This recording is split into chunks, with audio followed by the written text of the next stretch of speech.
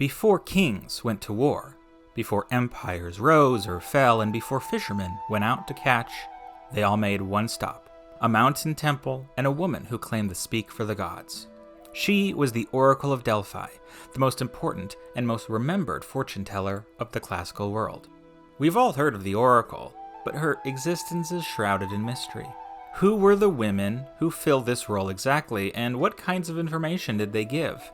And why did ancient people, from simple farmers to emperors, trust her fortune so much? Well, this video will answer those very questions. So if you're interested, come along and let's learn about the Oracle of Delphi.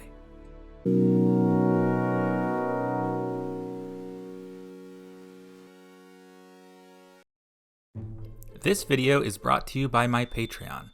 If you want to support the channel monetarily, please head over to my Patreon where you can get all of my videos a couple days early, ad-free. If you go up to the Earl/Countess or Duke/Duchess tiers, you'll also be credited at the end of all my videos. So please, if you have the desire and ability to support me, please consider heading over to patreon.com/generalistpapers, or click the link in the description or pinned comment. Thanks a bunch. Now back to the video. Divination was an important part of Greek life and Greek religion. Fortune tellers would read all sorts of signs from natural events to human actions and interpret them in relation to a particular question. Just about everything could be read: the flight of birds, fire, ripples on water, atmospheric phenomena, the stars, randomized dice, and more. But no divinatory practice was as respected as an oracle. Oracles were people, usually temple priestesses, who acted as mouthpieces for the gods. And the most famous and most trusted of these oracles was the Pythia at Delphi. The oracle was at work conservatively by the 8th century BC, but may have been making fortunes as far back as the 13th century BC, during Greece's Mycenaean period. The oracle was known as the Pythia, a name we'll explain in a bit, and she was the head priestess of the Temple of Apollo in Delphi. Delphi was an interesting place. It wasn't a city-state per se, in the way Athens, Sparta, or Corinth were. Instead, it was an independent town, and its religious importance was key to keeping that independence. Delphi was protected by a council called the Delphic Amphictyony, which had representatives from multiple powerful city-states to make sure Delphi was not attacked or invaded. Delphi held a mythological importance in ancient Greek religion. It was called the center, or the navel of the world. Multiple myths attest to this. In one story, Zeus, king of the gods, wanted to mark the center of the world. He sent 2 eagles flying from opposite sides of the earth so they would meet in the middle. They met at Delphi. Zeus then threw down a stone called the Ampholos to mark the spot.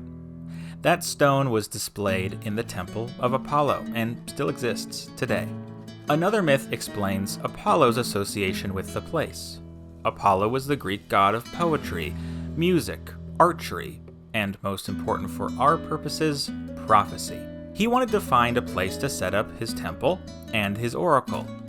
Being a god of beautiful things, he chose the most beautiful spot in Greece, which he decided was Delphi. Unfortunately, a huge dragon named Python lived in the valley, so Apollo slew the beast with an arrow and erected his sanctuary on the spot.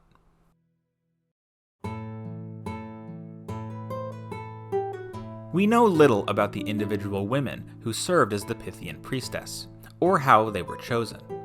Plutarch, a Greek philosopher and historian who lived in the 1st century AD, was a priest of Apollo who served the temple at Delphi. He explained that the oracle was chosen from a respectable Delphian family, though not necessarily a noble family, as the Pythia at Plutarch's time was raised a peasant. Once chosen, she would serve for life. Originally, the Pythia was a young maiden, but Diodorus Siculus explains that after some unfortunate events that I won't go into, the policy was changed so that older married women could also be chosen, so long as she left her family and devoted her life to the temple, and made a vow of chastity. Now let's get into the actual fortune-telling itself. The oracle was only available 9 days out of the year, the 7th day of each month, minus the winter months. It was believed Apollo, a god associated with light and the sun, was unavailable during the winter. Even on those 9 days, there was the chance the oracle wouldn't be available for consultation, or more accurately, I suppose, Apollo wouldn't be. You see, the oracle was thought to be the mouthpiece of the god Apollo, and the priests of the temple performed a rite to see if the god was willing to give prophecy that day. They would pick a goat and sprinkle cold water on its back. If the goat shivered, it meant Apollo was amenable that day. If not, the temple was closed. Luckily, goats usually shiver when you put cold water on them, but imagine trekking for miles for days, weeks, or months to see the oracle, and when you get there the priests say, sorry, the goat didn't shiver, so you have to go home. On the morning of the sacred day, the Pythia would bathe in the Castilian spring to purify herself. She would then proceed to the temple with her retinue and burn laurel leaves as an offering to Apollo. The consultants, those who would see the oracle, likewise purified themselves before their fortunes could be read. They also had to pay, not with money, but with a cake called a palanos, that would be offered and burned to the god.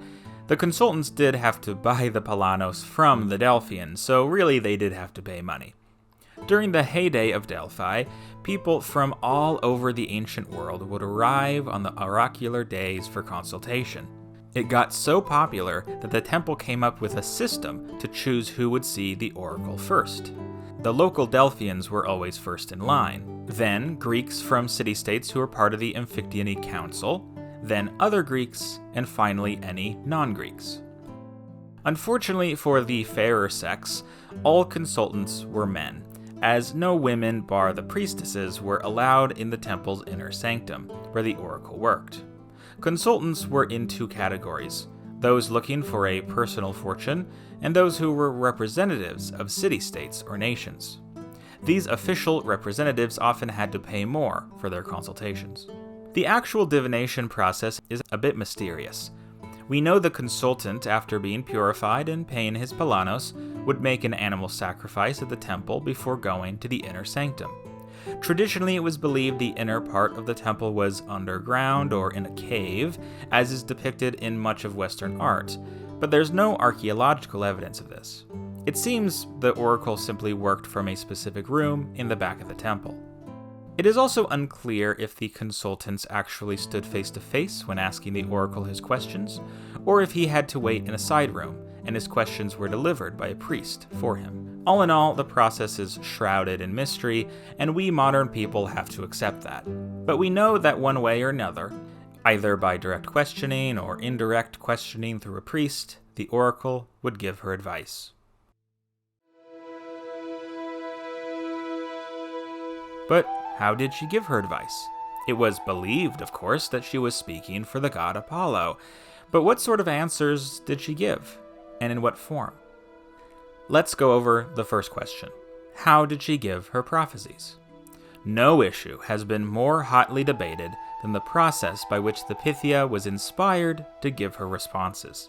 Classical sources, from writers like Diodorus Siculus and Plutarch, describe how vapors from a chasm below the chamber would travel through the cracks or a hole in the ground and induce a trance-like state in the oracle.